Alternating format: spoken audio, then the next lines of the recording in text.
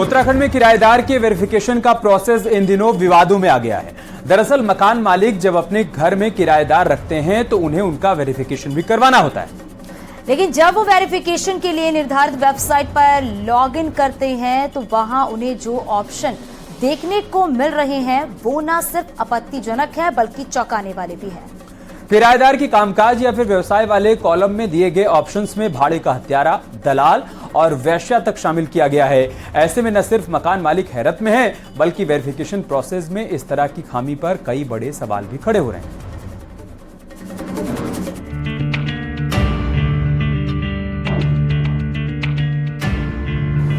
यहाँ मेरे सामने उत्तराखंड सरकार का ई सर्विसेज पोर्टल यानी कि जिसका नाम अपनी सरकार नाम से है, ये खुला हुआ है।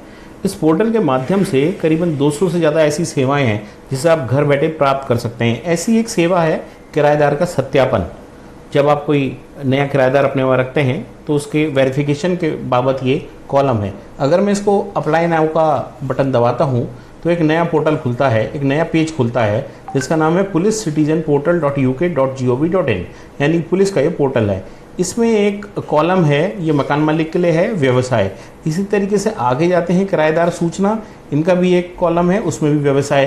अब कोई भी दोनों चुन लीजिए। इसमें जो कैटेगरीज दी हैं उसको लेकर लोगों ने आपत्ति दर्ज करी है। इस कैटेगरी में बड़े अजीब अजीब से कॉलम दिए हुए हैं, जैसे कि क्या आप ईसाई मत के प्रचारक हैं, क्या आप दलाल हैं, क्या आप कॉन्ट्रैक्ट किलर हैं यानी कि भाड़े पे हत्याएं करते हैं, क्या आप वेश्या हैं, और ऐसे ही ना जाने कितने आपत्तिजनक शब्द हैं इसमें। उसको लेकर यहाँ लोगों ने नाराज़गी दिखाई है। देखिए अब ये बहुत बड़ी सी कैटेगरी है जिसमें खाना बदोश और अलग अलग कई तरीके के कैटेगरीज हैं, लेकिन कुछ शब्द बहुत ज़्यादा आपत्तिजनक हैं जिसको लेकर लोगों को दिक्कतें हैं।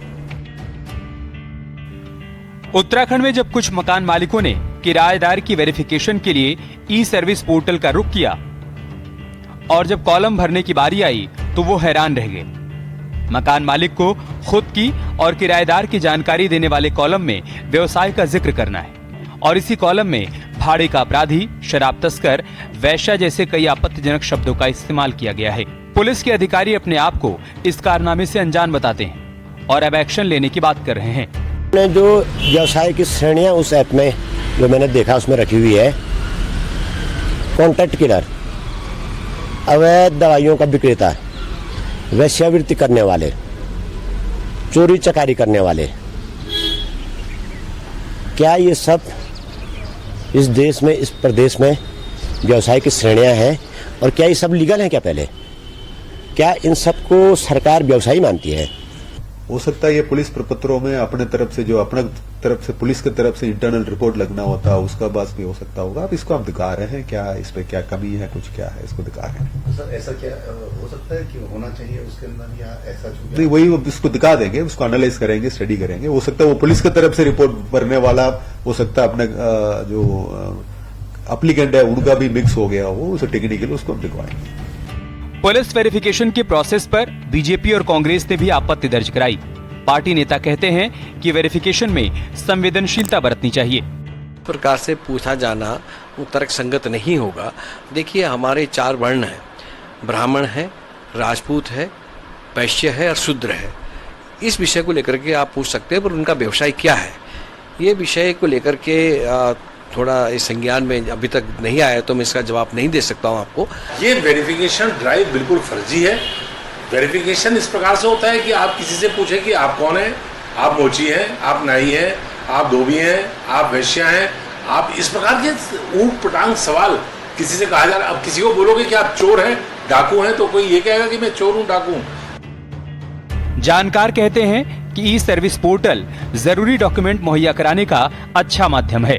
ऐसे में पोर्टल को प्रोफेशनल हाथों से गुजरना चाहिए, नहीं तो यूजर्स को असुविधा और फजीहत झेलनी पड़ सकती है। चमोली से नितिन सेमवाल के साथ ब्यूरो रिपोर्ट, न्यूज़ 18।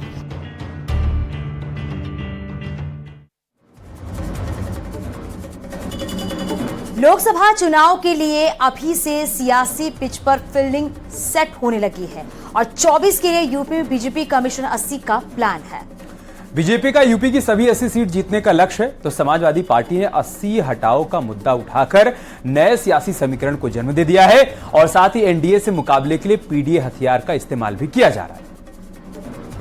दरअसल बीजेपी हर वर्ग के साथ की बात कर रही है तो विपक्ष पिछड़े और दलित के शोषण का मुद्दा उठाया है। बीजेपी हर समुदाय को साथ लेकर चलने की बात कह रही है।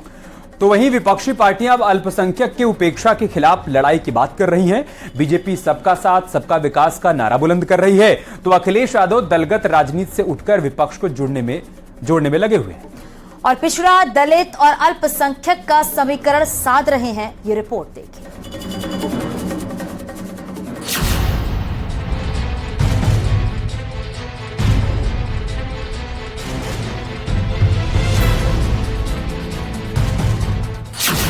बीजेपी बनाम विपक्ष की लड़ाई में अब पीडीए से चढ़ाई की तैयारी है। पीडीए में पिछड़ा, दलित, अल्पसंख्यक को रखा गया है, लेकिन जनरल का जिक्र नहीं किया गया। यानी मोदी योगी के खिलाफ विपक्षी एकता को हवा देने के लिए अब पिछड़ा, दलित और मुस्लिम वोट के सहारे समाजवादी पार्टी मैदान में है, जिस पर अब बीजेपी हमलावर है। जो महागठबंधन के संयोजक बने घूम रहे हैं नीतीश कुमार, आप भरोसा रखना 2024 में जनता दल यू का खाता भी नहीं छोड़ेगा। और जो श्री अखिलेश यादव जी 80 सीटों का अहंकार दिखा रहे हैं, उनका भी मुझे उत्तर प्रदेश में खाता खुलता नजर नहीं आ रहा। कि सपा 2024 में पूरी तरह से समाजवादी पार्टी बन गई। सपा का कोई भविष्य नहीं है। सपा एक डूबता हुआ जहाज, आज तो होता हुआ सूर्य है। मोटिवेशन है कि पिछड़ा, दलित और अल्पसंख्यक, तो मैं उनको सलाह दूंगा कि इसमें जी और जोड़ दें। आप समझे, जनरल और जोड़ दें। जनरल से इतनी नफरत क्यों कर रहे हैं? तो वो सवर्ण, पिछड़ा, दलित और अल्पसंख्यक करके 140 करोड़ के नेता बन जाएं और 542 सीटों को जीत लें। बीच में लगा लेना। मेरा कहने का मतलब है, अगर वो चाहते हैं कि पी माने पिछड़ा, बी माने दलित और ए माने अल्पसंख्यक, ये वोट डाल देंगे तो जी लगा करके सामान्य का भी वोट ले लें। दरअसल बीजेपी सबका साथ सबका विकास के मुद्दे पर चुनावी मैदान में है।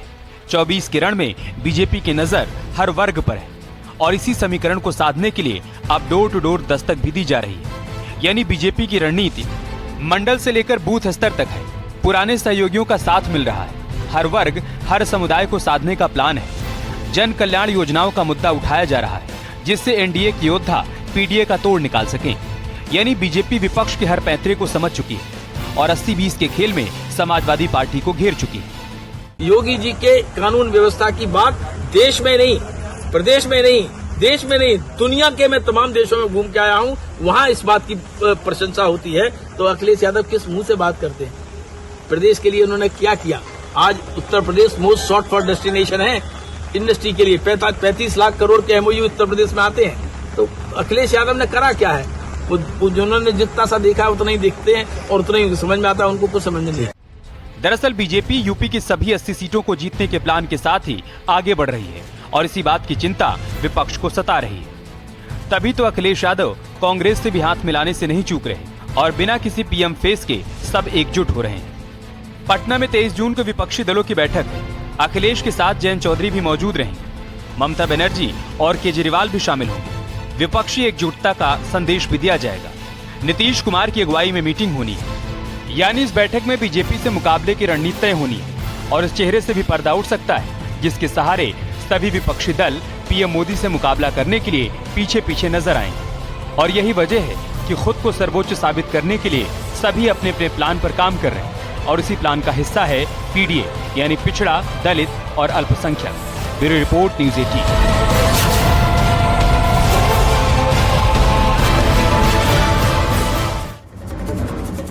सवर्ण को नजरअंदाज करना एक बार फिर से विपक्ष को महंगा पड़ सकता है, क्योंकि एसपी, बीएसपी और कांग्रेस में कई ऐसे नेता हैं जो मानस विवाद में शूद्र पॉलिटिक्स से पहले ही खफा चल रहे हैं। मनोज पांडे सवर्ण है और समाजवादी पार्टी के नेता है। पवन पांडे भी सवर्ण है और ये भी सपा के नेता हैं। राकेश प्रताप सिंह भी समाजवादी पार्टी के नेता हैं और सवर्ण है। उधर सतीश चंद्र मिश्रा सवर्ण हैं और बीएसपी के महासचिव हैं। प्रमोद तिवारी भी सवर्ण हैं जो कांग्रेस से राज्यसभा सांसद हैं और आराधना मिश्रा भी कांग्रेस की नेता हैं, विधायक हैं। यानी ये वो विपक्ष के नेता हैं जो सवर्ण हैं और इनकी अपने अपने क्षेत्र में अच्छी खासी पैठ है।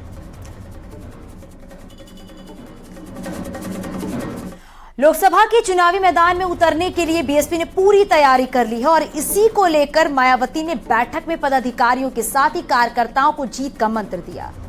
हालांकि मायावती फिलहाल एकला चलो की राह पर हैं, लेकिन उन्हें गठबंधन के लिए विपक्षी दलों से लगातार ऑफर मिल रहे हैं। इसके मायने क्या हैं वो भी आपको समझाते हैं। मायावती को समाजवादी पार्टी से गठबंधन का ऑफर मिला है। 2019 की तरह 7 चुनाव लड़ने का प्रपोजल भी दिया गया है। विपक्षी गुट में शामिल होने की बात भी कही गई है और साथ ही दूसरी तरफ कांग्रेस से 40-40 पर चुनाव लड़ने का संदेश भी दिया गया है। और कांग्रेस का कहना है कि आपस में लड़ने से अच्छा है कि विपक्ष के साथ आएं। यानी मायावती को ऑफर तो मिल रहे हैं, लेकिन उनका इस पर स्टैंड क्या है वो आपको एक रिपोर्ट के जरिए समझाते हैं।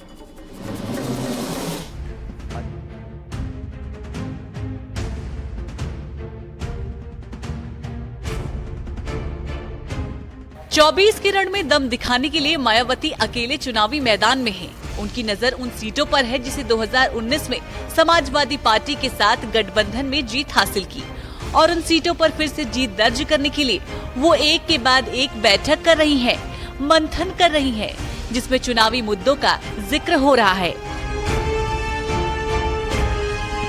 मायावती ने चुनावी एजेंडा सेट करते हुए अपने पदाधिकारियों और कार्यकर्ताओं को संदेश दिया है। मायावती ने कहा, लव जिहाद, लैंड जिहाद, अवैध धर्मांतरण, मजार का बुलडोजर, यानी बुलडोजर की राजनीति और धार्मिक उन्माद फैलाने वाली नफरती चीजों से बचना होगा। दरअसल मायावती का प्लान मुस्लिम वोट बैंक को अपने पाले में लाने की है, जिसके लिए वो लव जिहाद और लैंड जिहाद जैसे मुद्दों को तूल दे रही हैं। 1 घंटे तक लगभग मीटिंग चली है और इस मीटिंग में किस तरह से 2024 के चुनाव में बहुजन समाज पार्टी चुनाव लड़े, इसको लेकर के मंथन किया गया है। इसके साथ ही साथ पिछले विधानसभा चुनाव और नगर निकाय चुनाव में जो बसपा की परफॉर्मेंस रही है, उस पर भी पदाधिकारियों से जवाब तलब किया गया है। उनको इस बात की साफ तौर से हिदायत दी गई है कि सोशल इंजीनियरिंग का फॉर्मूला और बेहतर प्रत्याशियों के चयन के फॉर्मूले पर बसपा को इस बार खासा ध्यान रखना है। मायावती जिस वक्त अपने पदाधिकारियों और कार्यकर्ताओं को जीत का मंत्र दे रही थी, ठीक उसी समय समाजवादी पार्टी में गठबंधन की खिचड़ी पक रही थी, वो भी कांग्रेस के इशारे पर, यानी बीजेपी से मुकाबला करने के लिए जो विपक्षी एकता की दीवार खड़ी हो रही है, उसमें बीएसपी की ईंट को भी लगाने की तैयारी हो रही है। और ये प्रस्ताव समाजवादी पार्टी की सांसद एसटी हसन की तरफ से आया है। उन्होंने भी बहुत सी सोशल इंजीनियरिंग भी करी है। एज ए नेता हम सब उनकी इज्जत भी करते हैं, लेकिन विपक्ष में के साथ आने के लिए हमारी सबसे यही दरखास्त है कि खुलूस नियत से साथ हो जाए। हम बीजेपी से लड़ें, आपस में ना लड़ें। बीएसपी समाजवादी से ना लड़े, बीएसपी बीजेपी से लड़े, तो वो खुलूस नियत माना जाएगा। दरअसल मायावती पहले ही अकेले चुनाव लड़ने का दावा कर चुकी हैं, लेकिन बीजेपी के बाद बीएसपी ही वो पार्टी है जिसके पास सबसे ज्यादा सांसद हैं। यानी अगर बीजेपी को यूपी में क्लीन स्वाइप से रोकना है तो मायावती को विपक्षी गठबंधन में साथ रखना जरूरी है, और इसी रणनीति के साथ कांग्रेस गठबंधन का हाथ बढ़ा सकती है। लेकिन मायावती ने अब तक अपना पत्ता नहीं खोला। कांग्रेस और बसपा लड़ सकती है चुनाव। 40-40 लोकसभा सीटों पर चल रही बात। कांग्रेस मुख्यालय पहुंचे थे बीएसपी के प्रतिनिधि। पहले 3 राज्यों में साझेदारी की भी बात। यानी मायावती के पास गठबंधन के चौतरफा ऑफर हैं, लेकिन फाइनल फैसला बीएसपी अध्यक्ष का ही होगा। हालांकि कांग्रेस नेता अब भी गठबंधन के लिए कॉन्फिडेंट हैं। अभी चुनाव में 6-7 महीने हैं। बहुत से लोग जो पहले दूर खड़े थे करीब आ गए। मुझे उम्मीद है जब चुनाव की हवा चलेगी, आंधी में बदलेगी, तो उनका मतदाता उनसे कहेगा कि आप इस गठबंधन में शामिल हो। उनके विधायक कहेंगे। तो बहुत से दल, मैं किसी का नाम नहीं ले रहा हूं, पहले नहीं थे, अब शामिल हो रहे कि नहीं हो रहे, यही होगा। तो क्या मायावती कांग्रेस से गठबंधन करने वाली है, या फिर समाजवादी पार्टी के साथ 2019 की तरह चुनाव लड़ने वाली है, या फिर तीनों का 80 में बंटवारा होने वाला है? इन सवालों का जवाब जल्द ही मिलने वाला है। Bureau report, news 18।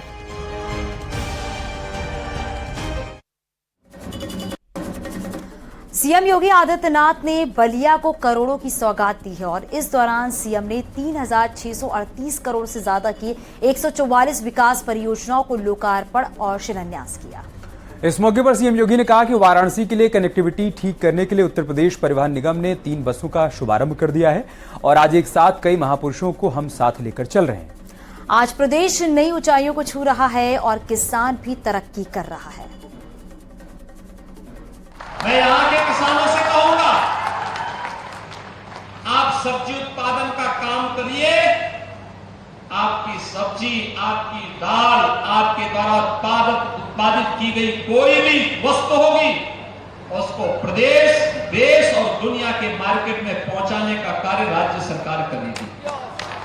उसके लिए कोल्ड स्टोरेज बनाने का कार्य हो, मंडी बनाने का कार्य हो या फ्लोटिंग जेटी बना करके यहां से वाटरवे के माध्यम से पूर्वी बंदरगाह से जोड़ने या वाराणसी तक पहुंचाने के लिए बेहतर कनेक्टिविटी करने का कार्य करेंगे। और इसलिए आज 3 बस सेवा इस गांव से उत्तर प्रदेश परिवहन निगम ने अभी माननीय उपसभापति जी के कर कमलों से शुभारंभ किया है।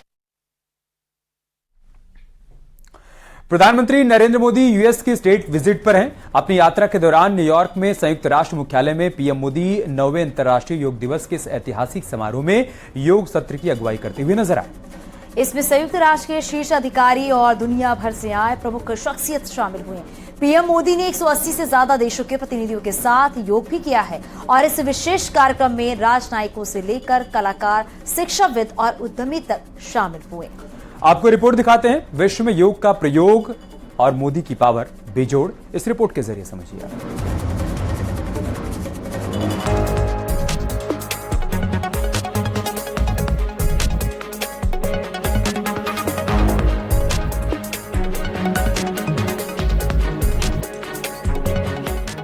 योग दिवस को सेलिब्रेट करने के लिए पूरी दुनिया एक मंच पर आ गई।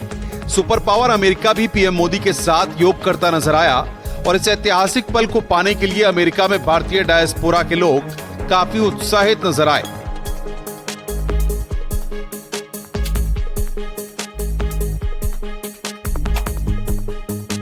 Yoga means to unite.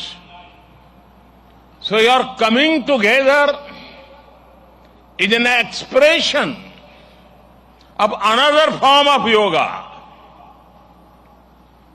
I remember about 9 years ago, right here at the UN, I had the honor to propose celebrating the International Day of Yoga on 21st June. America में पीएम मोदी का craze इतना जबरदस्त है कि लोग उन्हें support करने के लिए अमेरिका के अलग अलग राज्यों से न्यूयॉर्क और वॉशिंगटन डीसी में डेरा डाल दिए। और जब अंतर्राष्ट्रीय योग का मंच तैयार हुआ तो पीएम मोदी के साथ दुनिया भर के लोग अलग अलग योग के आसन करते नजर आए। 2014 में सत्ता में आने के तुरंत बाद पीएम मोदी ने सितंबर में संयुक्त राष्ट्र महासभा में जब अपना पहला संबोधन दिया था तो उस दौरान प्राचीन भारतीय परंपरा को मानव जाति के लिए एक अमूल्य उपहार बताते हुए अंतर्राष्ट्रीय योग दिवस को अपनाने का आह्वान किया था। इसी का नतीजा है कि आज पूरी दुनिया भारत के योग की दीवानी है और खास बात यह है कि जब मोदी खुद अमेरिका की धरती पर योग करते दिखे तो लोगों की खुशी आसमान छू रही थी।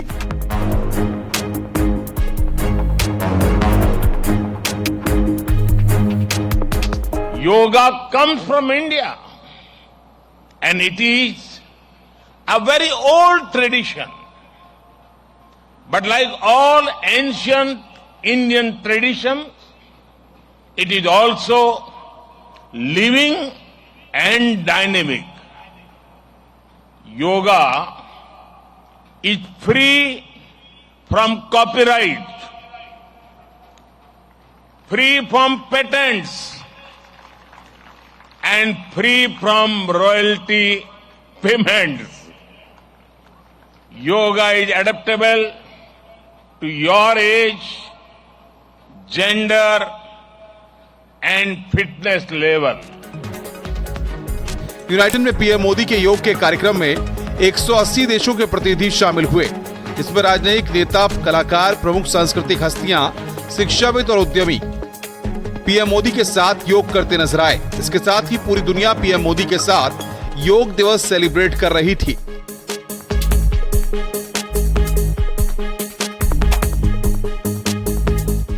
योग को वैश्विक पहचान देने वाले पीएम मोदी का अमेरिका बेसब्री से इंतजार कर रहा था, क्योंकि पीएम मोदी 24 जून तक अमेरिका में रहेंगे। भारतवंशी भी मानते हैं कि पीएम मोदी का अमेरिका दौरा दोनों देशों के लिए काफी महत्वपूर्ण है। यूनाइटेड नेशन में योग का लोहा मनवाने वाले भारत को अब पूरी दुनिया विश्व गुरु मानने लगी है। ऐसे में पीएम मोदी के नेतृत्व में भारत का कद भी काफी ऊंचा हुआ है। Bureau report, news 18।